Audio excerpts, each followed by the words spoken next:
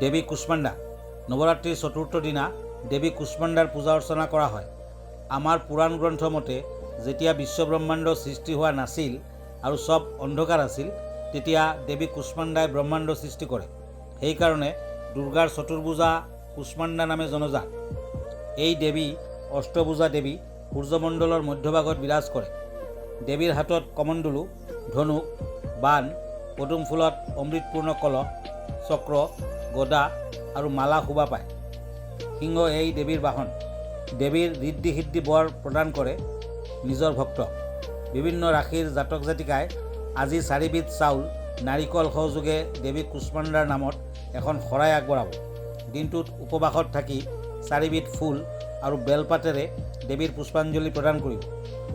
ওম স্মৰণাগত দলাৰ্থ পৰিত্ৰাণে সৰ্বখ্যাতি হৰে দেৱী নাৰায়ণী নমস্তুতে। এই মন্ত্ৰৰে শ্ৰদ্ধাপূৰ্বক দেৱীক সেৱা জনাব। আজি দুখীয়া ব্যক্তিক 4 বিধৰ ফলদান দিব। বিদ্যাৰ্থীসকলে আজি বগা বস্ত্ৰ পৰিধান কৰি ওম হ্ৰীং হ্ৰীং ভগৱতী দুৰ্গা দেৱী নমঃ এই মন্ত্ৰ 208 বাৰ জপ কৰিব। চতুৰ্থী তিথিত দেৱীৰ নাম কুষ্মাণ্ডা হোৱাৰ বাবে আজি কোমোৰা নাখাব।